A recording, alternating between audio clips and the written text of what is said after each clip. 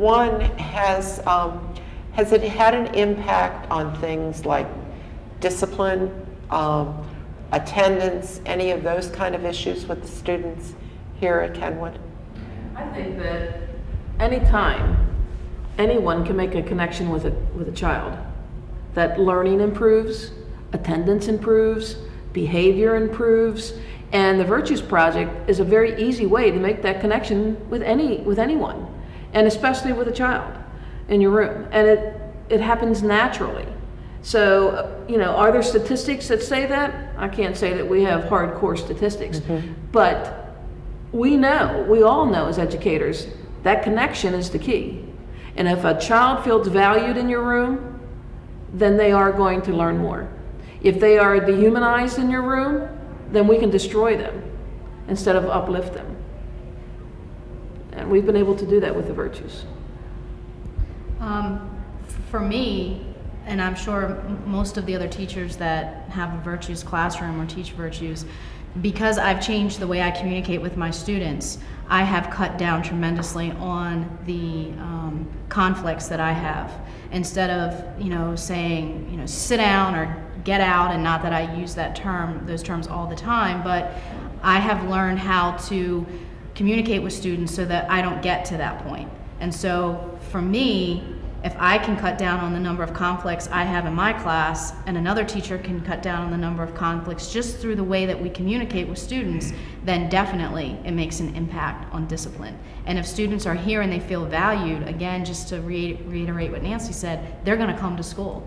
They're going to want to be in my class. They're not going to cut my class because they feel safe there and they feel like they're being acknowledged and they're valued. And the Virtues Project actually eliminates the power struggle. So many times as adults, in our family situation as well as in a classroom situation, we get into that power struggle. The student doesn't want to lose, the teacher doesn't want to lose, so it ends up being, well, I'm the teacher, I'm the student, and that power struggle, which is where most of our behavior comes from. So if you can eliminate that, and that's what the Virtue Project does, because you can communicate more effectively, it gets rid of that power struggle. So there's a lot less discipline referrals if you're able to do that in your classroom.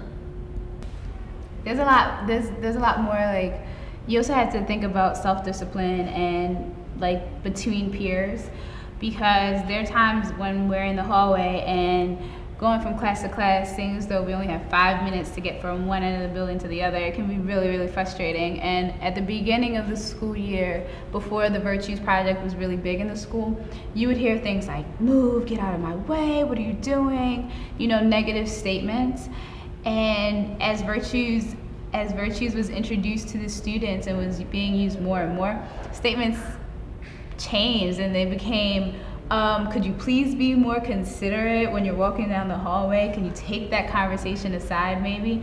And it really does affect the way the person is going to react. Instead of having like a negative conflict in the hallway trying to get from one class to the next, it's a constructive conversation and you're building on each other, please be more considerate. And then the next time when somebody moves or, adjusts themselves so that you can get to your class, the statements become, thank you, that was very kind of you. And these are all virtue statements that we use. They might not have the specific format that we're taught, but that was just a guideline. And now we're able to adapt it and use it, in a more natural way. So.